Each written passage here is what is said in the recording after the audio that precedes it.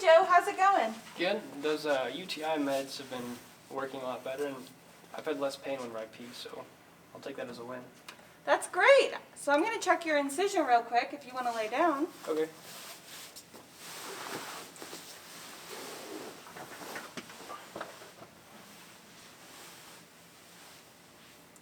It's looking really good for 4 weeks out.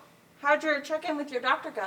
Good. He thinks he got all the cancer with the prostatectomy, but we'll go back for a check-in, make sure. That's what we like to hear. Okay, so we're going to start with some scar massage, and then we're going to move on to your core strengthening exercises. Okay. So you got any plans for the weekend? No, not too many. I have to take my son to the doctor. He's 9, he's been wetting the bed still, and my wife and I are kind of concerned. Oh, I see. Well, actually, we treat that in physical therapy as well. So if you want to talk to your doctor about potentially trying physical therapy before medication, we can do that. He would have some similar exercises to you. Okay, I'll talk to my wife and we'll get back to you on that.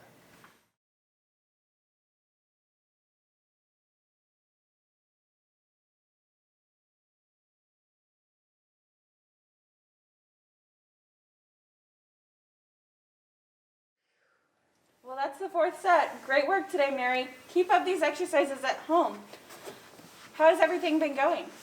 You know what? I think I've been having less accidents. I've been keeping my journal, and I feel like every day I just have fewer and fewer. That's great to hear. Do you have any other questions for me? I was wondering how many more visits I have because insurance just isn't covering as much as I would like it to. Well, actually, we could have you pay with cash, and that could cost less than if we ran your insurance. If you want to talk to the receptionist on the way out, she can get you all set up. I've got to run to an interview, though. Okay, thank you, Sally. Hi, Dr. Smith. You can call me Sally.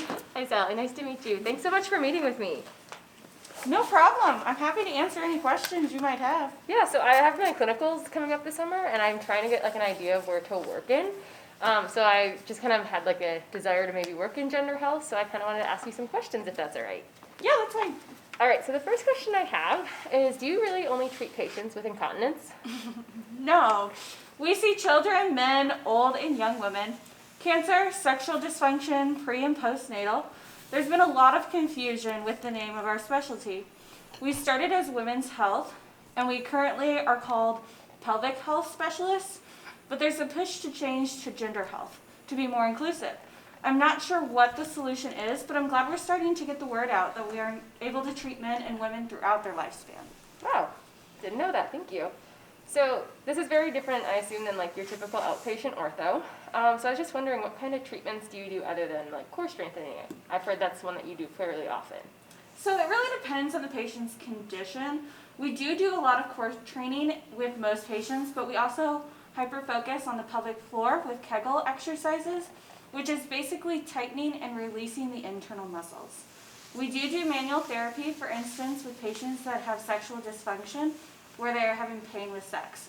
We will do massage to loosen tissue, and we might supplement the treatment with ultrasound or biofeedback. We do massage and stretching and range of motion for cancer survivors. We also treat females and older women that deal with osteoporosis, so that can end up looking a lot more like outpatient ortho. It really just depends on their diagnosis. Gotcha. So is it weird to treat such personal areas, or do you ever get uncomfortable or worried about making the patient uncomfortable, or even getting sued when you're working with them? Yeah, so we protect ourselves and our patients by giving a thorough explanation and education of the conditions and treatment methods with consent each time. Typically, therapists have someone else in the room with the patient, or with children, they have the parent in the room with them. Gotcha. So since all like the conditions are kind of sensitive in nature, how can you tell if like a patient's getting better? So for that, we have several different outcome measures. For example, we have the pelvic floor impact questionnaire, which basically tells us how it is impacting patients' daily life. We have the chronic prostatitis symptom index, which helps with patients who have prostate problems. We have the colorectal functional outcome questionnaire, which helps with bowel movements. And then we have the pelvic girdle pain syndrome for those that mainly have pain as their problem. Wow, we've learned a lot of outcome measures in class, but we haven't heard those ones yet, so that's good to know. Right now we're learning a lot about insurance, and it seems really complicated. Do you make the calls on what type of insurance you accept since you're the manager? So we take all types and accept cash payment as well. I actually just had a patient who's looking into changing into cash payment since it may be cheaper than her deductible. But we see a lot of Medicare with older patients, Medicaid with expecting mothers and children, TRICARE for people in the military and veterans, and there are all types of private insurances as well.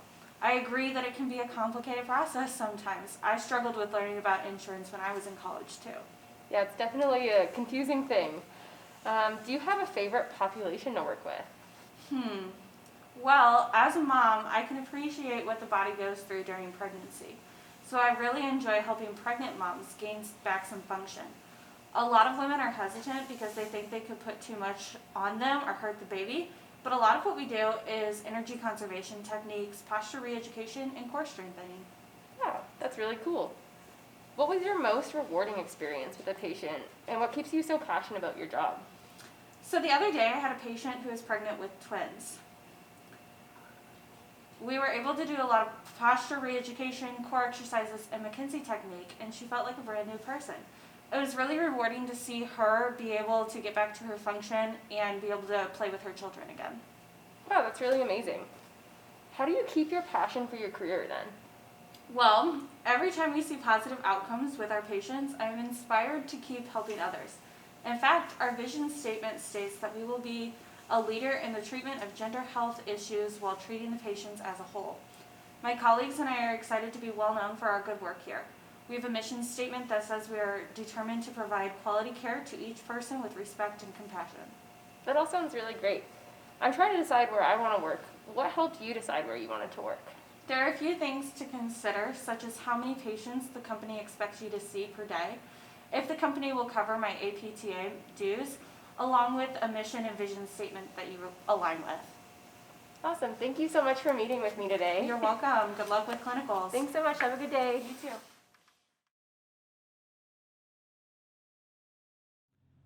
So the requirements to obtain a WCS certification have two options. Option 1 is 2,000 hours of direct patient care as a physical therapist in a specialty area within the last 10 years. 500 of those hours have to have occurred within the last 3 years. Option 2, applicants can submit evidence of completion of an APTA accredited post-professional clinical residency within the specialty within the last 10 years.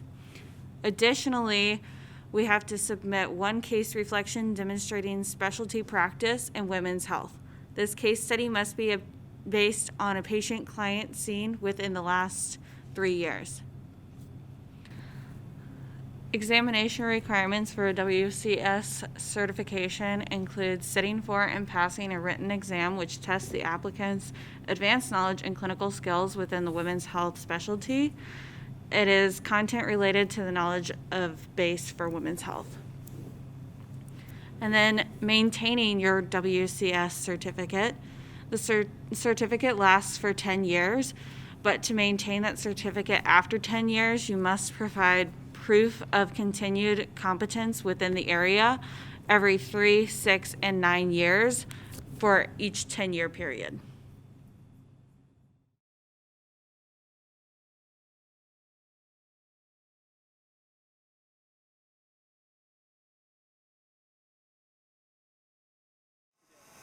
Amen Physical Therapy. We put your mobility and confidence first. You want to go 1, 2, 3, amen? 1, 2, 3, amen!